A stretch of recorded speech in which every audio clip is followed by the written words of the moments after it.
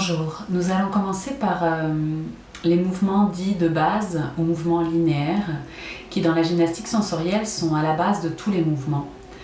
On les nomme linéaires parce qu'ils se dirigent dans les 6 directions de l'espace, à savoir avant, arrière, haut, bas, puis droite, gauche.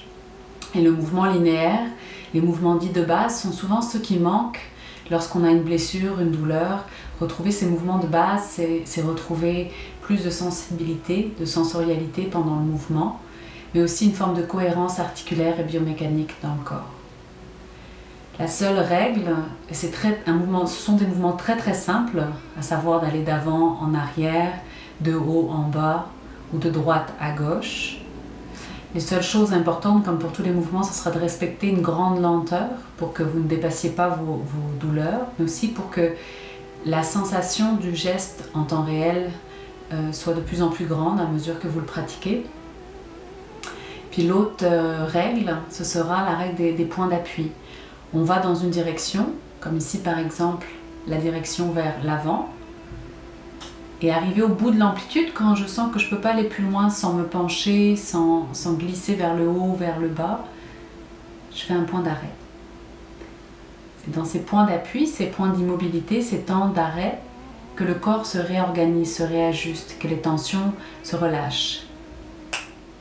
À raison de 2 allers-retours par minute, c'est un mouvement très très lent. Après ce mouvement-là vers l'avant, je glisse vers l'arrière. Et au bout de l'amplitude postérieure, en arrière, je ferai à nouveau un point d'appui.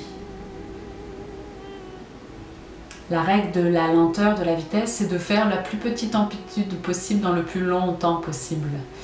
Et puis, c'est ça, on va aller dans un ordre simple de visiter la direction avant-arrière. Vous pouvez goûter à dans chaque espace de l'espace, avant, arrière, haut, bas, droite, gauche, les différentes sensations qui se donnent à vous. Donc on commencera par avant, arrière, ensuite viendra la vidéo du mouvement haut, bas, et pour finir la vidéo du mouvement droite, gauche.